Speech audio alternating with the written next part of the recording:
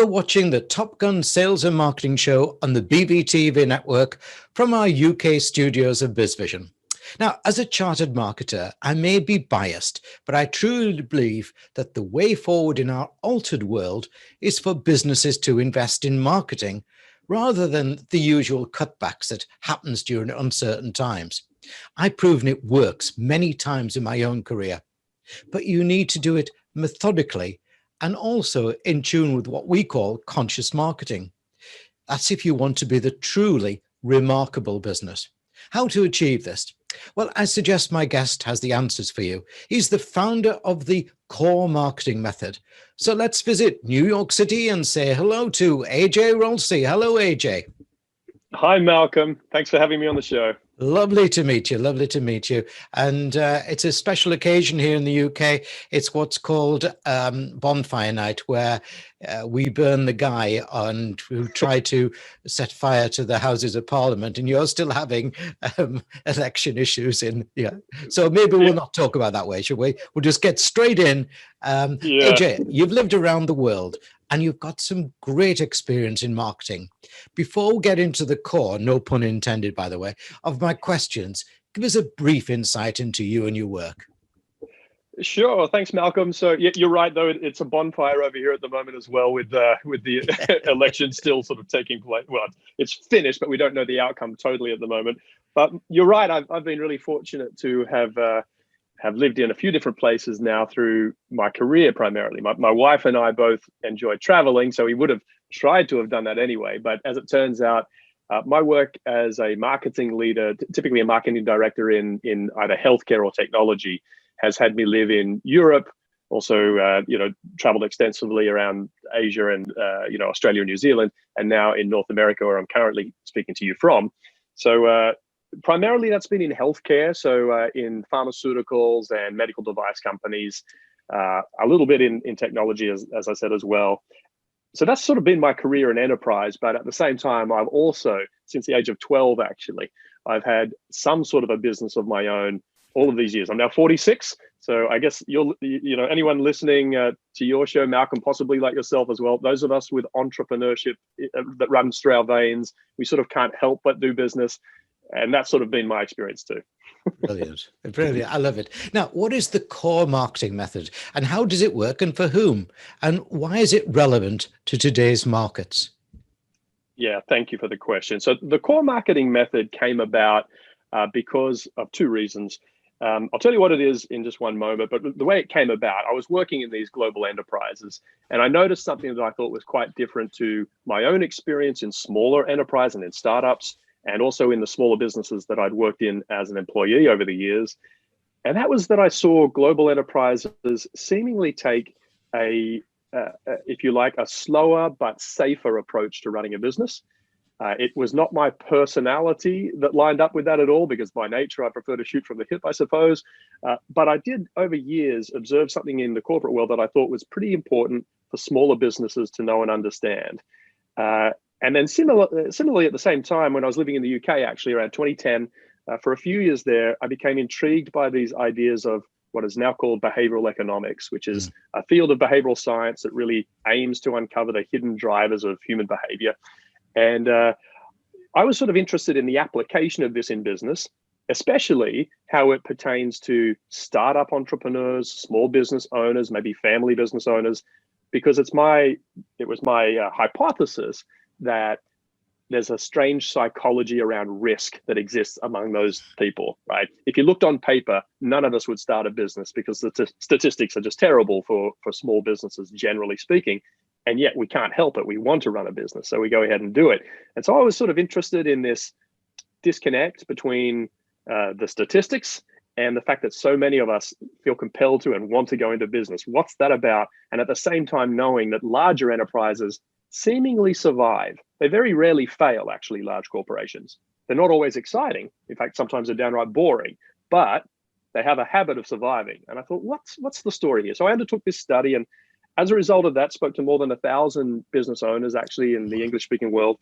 And I tried to analyze primarily that psychology of risk amongst entrepreneurs, but I stumbled onto some really interesting things. And from that, I actually formulated an approach to marketing which I firstly deployed at enterprise level. So for global brand launches with hundreds of millions of dollars of promotional budget, and then saw that succeed in that arena. And it's really about a sort of more agile approach to marketing a product, placing marketing actually at the center of business operations.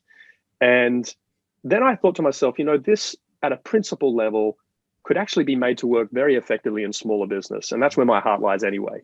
And so I spent a few years from about 2013 to 2018 modifying and sort of trying to capitalize on those aspects of small business that large corporations would love to have. In the same way that they're very safe, small businesses are the natural home of entrepreneurship. They're creative and innovative and resourceful. They can move on a dime, as the Americans would say. They're very agile and rapid. And so these qualities of small business, when harnessed correctly, have a lot of power and potential. And so the core marketing method, that was the very longest winded preamble you've ever heard, Malcolm.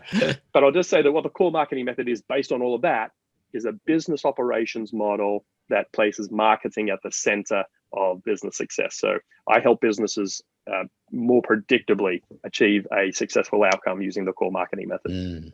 I'm totally with you about marketing at the core, because, marketing and sales, if you don't sell anything, you've got no beans to count, have you? Exactly. Look, purpose or mission, which is the most relevant today and most likely to be embraced by the whole business? It's a great question. It's very timely because brand purpose is in the news all the time these days, it seems. This is a bit of a cop-out answer, but I'll say both. And I'll put it this way to you. It's my view that brand purpose, if people are not familiar with that, it's basically the driver for you as a business owner that goes beyond financial metrics. So what's the thing that makes you run a business, or what's the reason for that business's existence beyond money? I think that's a critically important piece, because it should drive us all to get out of bed in the morning and keeps us motivated when we have a bad month in business. Yes. So these are why it's important purpose. But on the same token, I will say that mission is the thing that keeps us honest and gives us our kind of directional, the description of our activity as the mission. So I think they're both important. Personally, I think purpose is the thing that's not done effectively enough in businesses. And so that's what I'm happy to shine a light on. But I would say that they're both critically important for a business. I call them something different, but I think they're both really important. Yeah. Really good and nice thinking there. Now, let's talk about risk within a business. Entrepreneurs know they are taking risk and they're putting everything on the line, house the lot. They will have confidence, and many are likely to have embraced social good. But do you think enough funders, venture capitalists, some call them vulture capitalists, have empathy with social consciousness, which may incur some risk element? Are they still focused on making the buck? Yeah, that's a great question. There's sort of two parts to that question as I see it. The first thing is about our own approach to risk as entrepreneurs. And I would just say, I won't get into the details, but I would encourage anybody to do a little bit of their own exploration about our own cognitive blind spots when it comes to risk. Because actually we do a disservice to ourselves and our communities and our employees when we approach risk in an unhealthy manner. So I think we should have an openness towards risk, but we make bets based on good data, right? So have risk, but make wise risk. Now, in terms of VCs and angel investors and the like, it's my experience that just like people, it's a mixed bag, Malcolm. Some people definitely are. There are actually VC organizations that do focus on businesses that demonstrate particular types of social good. So I'm aware, for example, of one that focuses on the empowering of women. There's another one that I know that has a deliberate focus on environmental impact. So there are VC firms that have this sort of written into their purpose. But on the whole, I'll say that 100% of them also are interested in the financials. Some of them are exclusively financial, but there are some that will say, okay, we're interested in the risk about social good. We have a capacity to hear what you have to say about social good, but we also need to see the financial stack up. And here's the bottom line. When businesses undertake an effort towards social good effectively, it enhances financial metrics. It's not a limitation on it. It doesn't even need to attract a lot of additional risk, actually. We have good evidence to show that a business that has either a triple bottom line, so to speak, or an effort towards social good actually outperforms on typical business measurements too. So if you're in front of a VC and maybe if you're a business, an entrepreneur startup, something like that, and you're pitching to a table and you want to demonstrate, actually, we also believe in this social good effort, well, the onus is on you to show how that will actually drive business. It will drive affinity with a particular target segment or an ideal customer, and say, we actually feel confident that this will enhance our financial metrics. And that's the way that you could win over any table, in my view. Yeah, I think that's sound thinking, and I will encourage as many people to adopt that thinking as join us on our Conscious Business Show. Now, just before we move on to the next question, I just want to take a pause to make certain that viewers have taken down your URL, which is on the screen behind me. And for those who are listening in black and white, it's the Core Marketing Method, coremarketingmethod.com. Okay, AJ, let's talk about your book and startup steering a course to profitability in this altered world. I'm not talking new normal, it's altered, isn't it? You know, what key things do they now need to consider in their present day marketing strategy if, say, they're in B2B? Right, it's a good question. So I'll touch briefly on the book. When I was living in the UK, I started tossing around some notes when I was undertaking that study, and that I mentioned earlier, that exploration of risk in entrepreneurs. And a couple of things that I stumbled upon, and the thing that really drove me towards social good as an effort in business, was actually there was an extremely common set of drivers for people to start their own business. Also a very common set of worries and concerns. These were more than 9 out of 10 business owners reported the same sorts of things that made them get up in the morning and also sort of stole their joy in business. And then there was a small group that actually demonstrated a few little qualities that reported them feeling more happy and fulfilled as business owners. And I was really intrigued by this. I thought, well, do they just feel good but have, middling businesses? But it turns out that actually these 3 qualities that they have seem to also be causal for business success. So I'll just quickly touch on what they are, and then I'll explain how the book describes that. So the 3 things that this small group have, what I call ascendant entrepreneurs. The ascendant entrepreneur typically says that they experience predictability in their business. That is to say, they kind of have a sense of what's around the corner, the patterns and the flows in business. Maybe they've been in their industry for a long time, or they just have a good feel for it. I would also suggest they're probably good at insight gathering. So they have a sense of predictability. The second thing is social interaction. And this was actually the number 1 corollary. So if you enjoy the people you work with, your staff, your employers, your customers, your suppliers, if you actually would want to spend some time with them anyway, that tends to drive fulfillment and happiness in business. And then the third thing that I thought was really interesting was businesses who said that they have a deliberate effort towards social good. And this means that they've written down a plan to say, even if we don't make money this year, there's this other thing that we've been deliberately doing.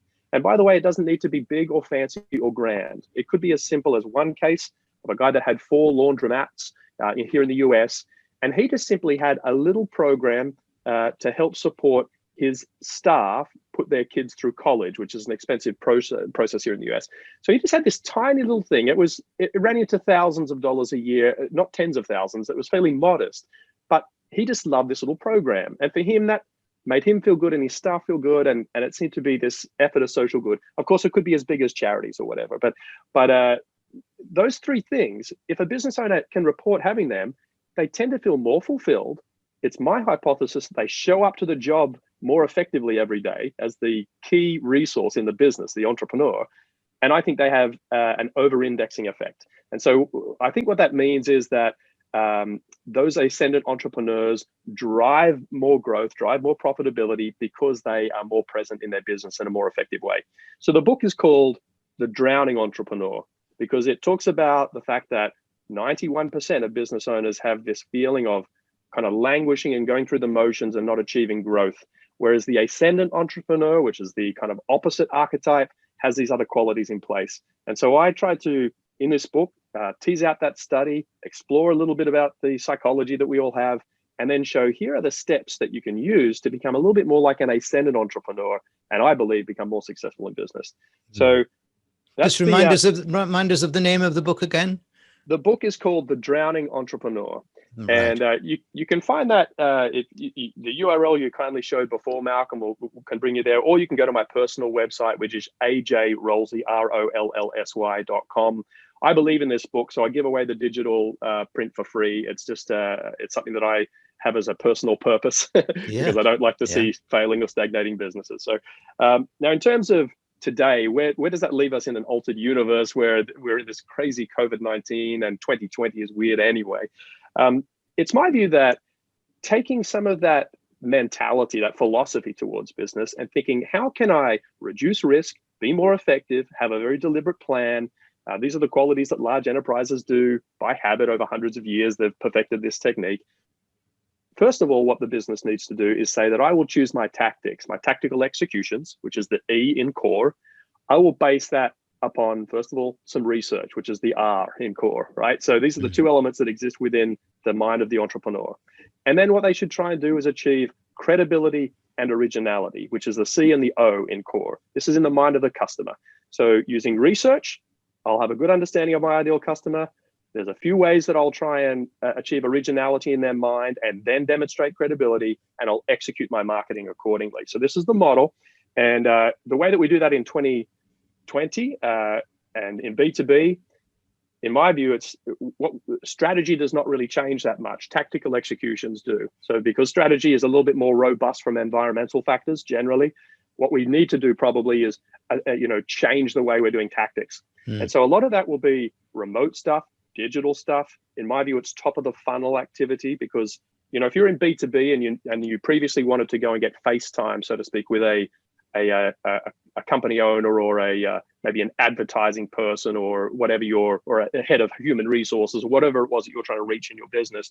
In the past, you'd go and knock on doors, try and make an appointment, perhaps deliver a sales pitch or demonstrate your portfolio or something. Of course, we can't do that now. But what we can do is use digital efforts to try and expand the top of the funnel.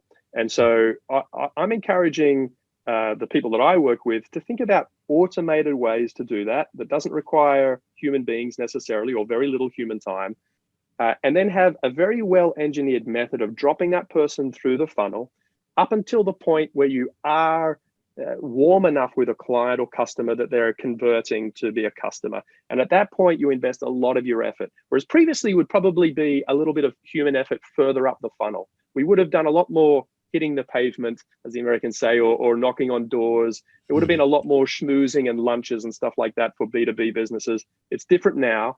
Invest very high in the funnel and then very low in the funnel. And so that if you actually get someone on the phone who says, yeah, look, I'm interested, then you go all in on that person. In the core marketing method, we talk about surprising with service and value. So at that point, you would surprise them to try and switch them out of autopilot. So give more than they're anticipating.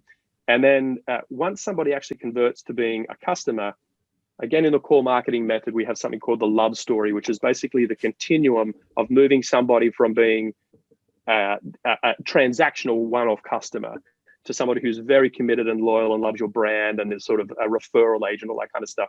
So then what I would do is I'd concentrate at that very end point where they're converting to be a customer and then do all that you can in a very designed way to move them along that continuum.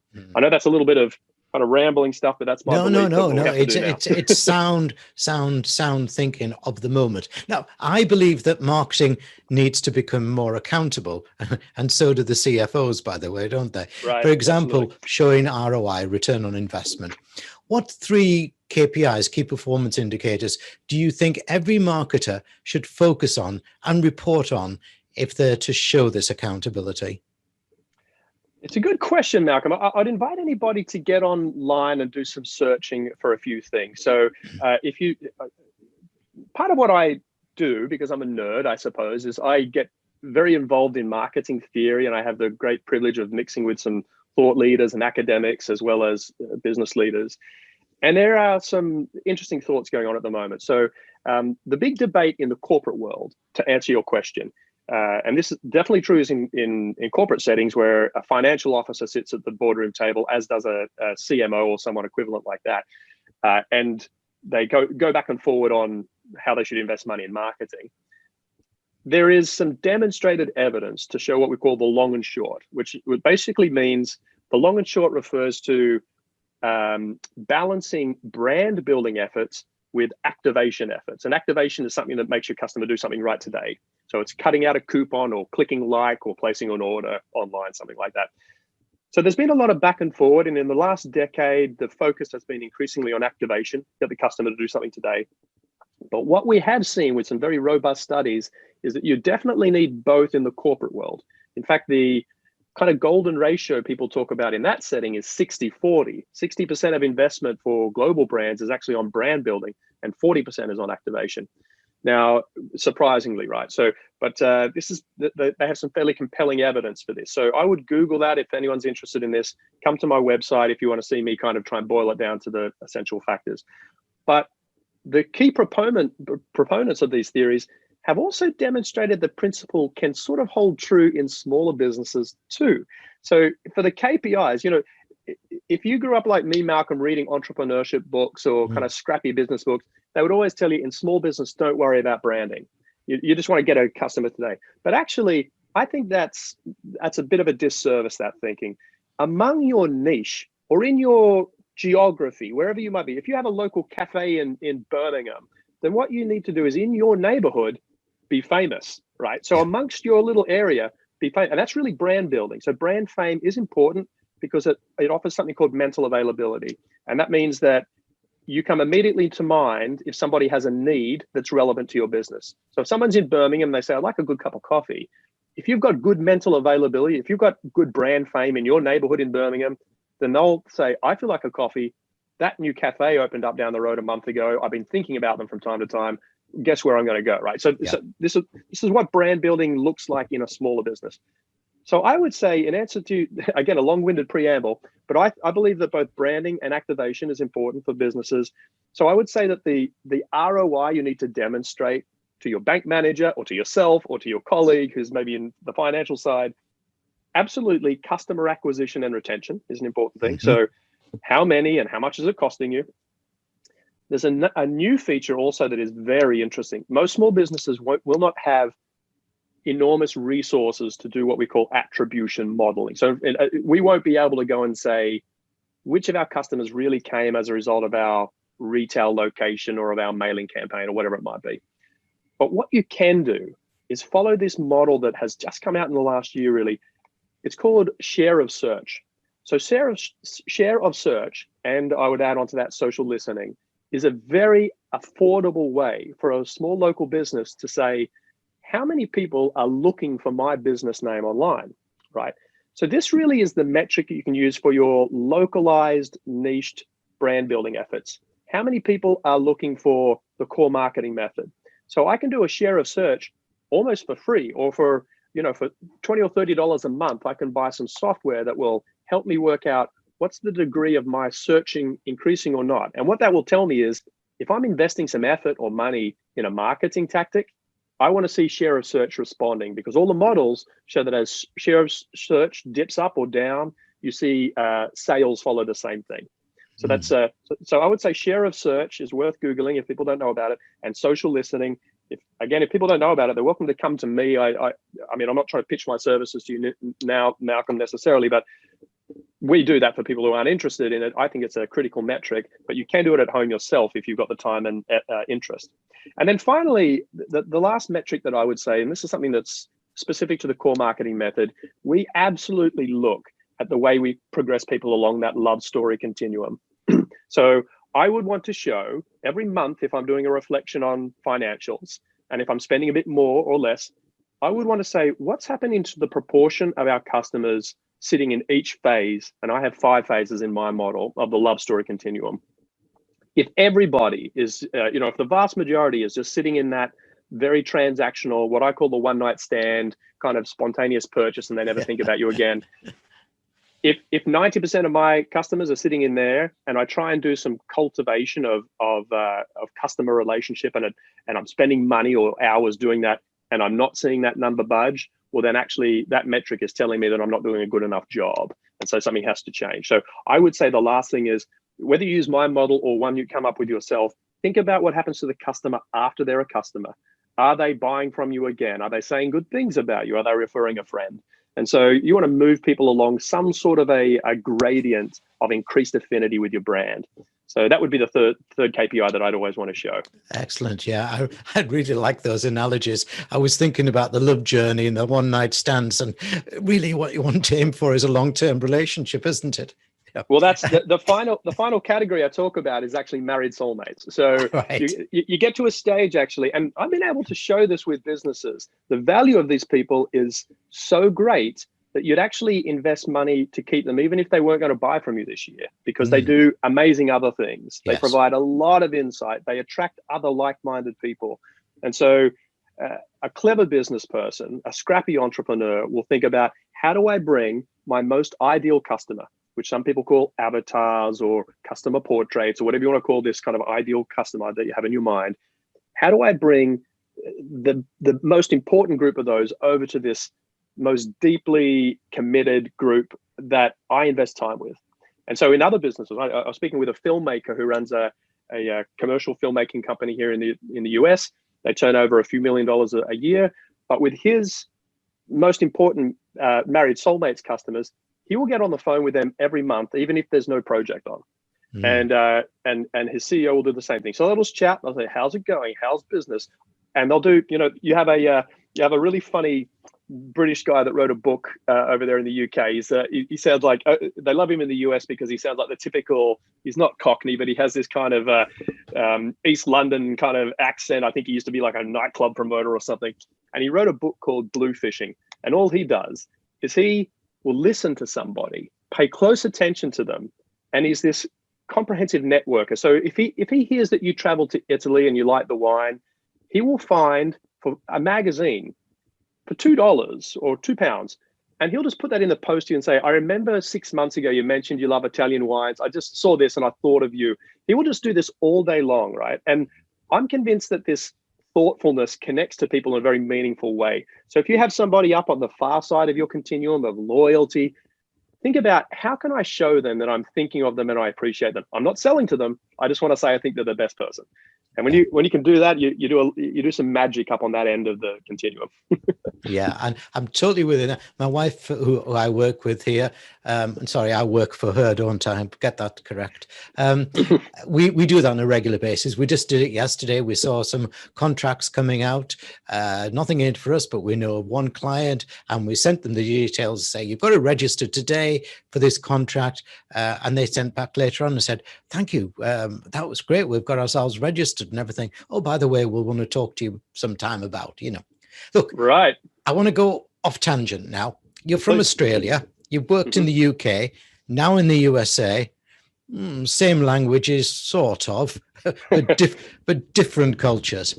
For UK businesses, especially post-Brexit, looking to sell into the USA, what are the 3 or 4 key things that they need to learn about doing business in the USA if they want to avoid failure? That's a really good question. I will say this, on the upside, it's an enormous market. If you're in B2B, it's also extremely well resourced. So if you're selling a business product, my recommendation is, depending on what your product is, determine whether or not you can go a little bit more to the bigger end of town, because corporations in the US are extremely well funded, right? So because of the TV market alone, to give an example, I don't think I'm telling stories outside of school here, but the last time I worked on a brand in the enterprise that I was working in, just for one brand alone, and we had a portfolio of these brands that we were looking after, we spent $55 million on TV ads in 1 year. So these huge numbers, right? And so what that means is, if you've got a niche or a novel product and you want to pitch it to the US, what you will experience positively, if things go well for you, is a checkbook that can add a 0 in many cases, right? So I would encourage you to think a little bit bigger over here as to what you can deliver. But sometimes that means going to a slightly larger enterprise. If you're typically pitching to small business, be bold and say, okay, I'll speak to a small business, but only those that are turning over $10 million a year or something like that. So just think a little bit bigger potentially to what you have within the UK, or it's true for Australia. Just the size is different. And the size of the market means that you can be a little picky like that. So if you were going around the UK or Australia or any other place like that, you'd often be thinking, who can I grab as a potential B2B customer? and your size of your market says you sort of have to go for anybody potentially.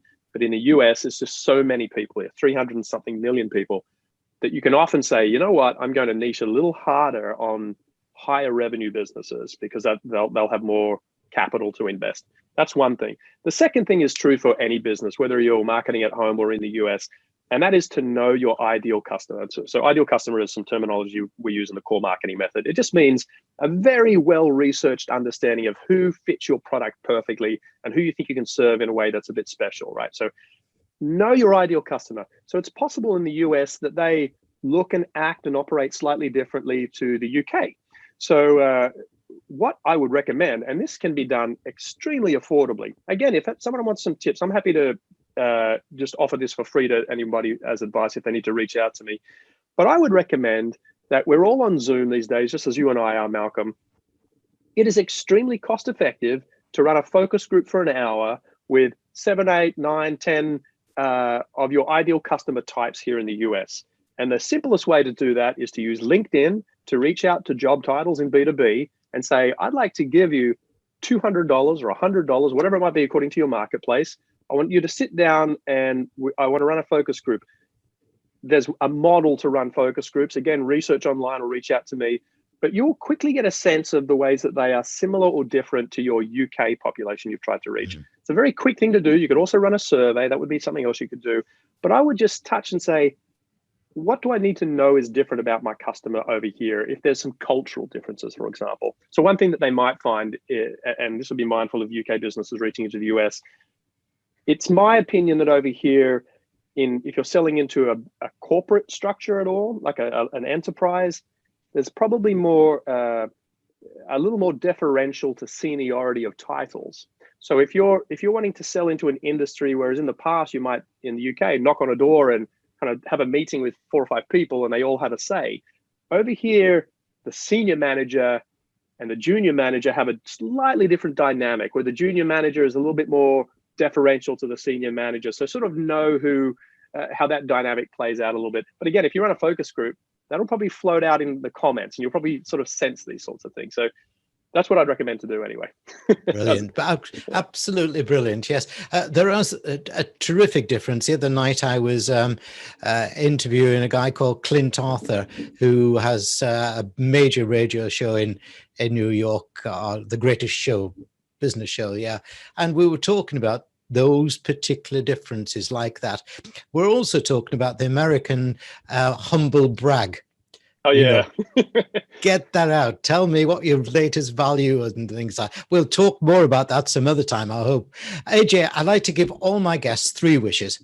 If I were to give you those 3 wishes for business leaders to understand the value of embracing social good into their culture, what would those 3 wishes be? What a great question, Malcolm. I guess there'd be 3 things that I would hope every entrepreneur would know. And this is what I hope your audience would know. So the first wish I would say to that is that know that social good does not come at the expense of profitability. It enhances profitability. So social good can actually be a profit driver. Don't just think of it as a donation, right? So think of it as a pillar of your business success. So that's one thing. The second thing is, I would say that it doesn't need to be big or grandiose. So actually, in some ways, simple, like many things in business, simple is sometimes better. So I can tell you what I do in my 2 businesses, Malcolm. For example, I've chosen to partner with Kiva, which are a microfinancing organization. Kiva, Kiva. You can look them up, kiva.org. They just give micro donations, small donations in the developing world, because we know that entrepreneurship and successful business has the power to lift multitudes of people out of systemic poverty. So this happens to be my personal driver. You'll have your own. People listening to the show will have their own. This happens to be my thing. And so I partner with Kiva because they make it simple. A portion of revenue goes to them all the time. When I do a new sort of business, I search through Kiva to find a business that is somehow matching. So I do a fair bit, for example, supporting female-led businesses in places around the world to combat what I think are unhelpful ideologies. And so I want to empower local women to be a force for good and to kind of be able to raise their families and sort of expand critical thinking, stuff like that. And so don't make it big and grand necessarily, make it simple. And then finally, the third one is choose something that for social good that is important to you, not necessarily what you think will look good on a brochure or a website. Choose a social good effort that actually drives you. Because in that study that I mentioned to you earlier before, Malcolm, those people who were the ascendant entrepreneurs, they had an effort towards social good that in some cases wasn't even known by the general public. It was just something that got them out of bed in the morning and helped. It was a little bit like a harbor in the tempest when things are inevitably going up and down in business. If I can give one example, if I've got time, Malcolm, I will. So a fellow developed a really interesting software program. He's over there in San Jose, where all of this sort of stuff traditionally happens. And his team of developers are mostly in Bangladesh, India, and Pakistan. So he actually he was developing this program. It's gone on to be remarkably successful. But he was saying to me years ago, he had this throwaway remark. He said, I do these programs with the families of people who are working for me over there abroad. And it was just a kind of little altruistic thing that he'd set up for his employees over there, paid them a little bit more than the market rate and did a few other sorts of things that were helping them locally. And what he said to me was, even if this whole thing falls over, my project doesn't work, their lives will forever be changed. And there's something that I've done over there which is meaningful and good and will outlast me anyway. And so what it did for him, when his most important employee left to become a competitor, he said, this is the crappiest month I've had in my business so far. But even when I feel a bit depressed by that, I just know that there's these 14 people over there whose lives have changed. And so there's always a good thing you can go back to. So what I would say for any of your folks listening to this program, think about social good in a way that's important to you and will encourage you as an individual and make that the focus of your social good. AJ Rollsy of Core Marketing Method, you really are inspiring and I love your thinking. Thanks for a great interview. Thank you, Malcolm. It was my pleasure.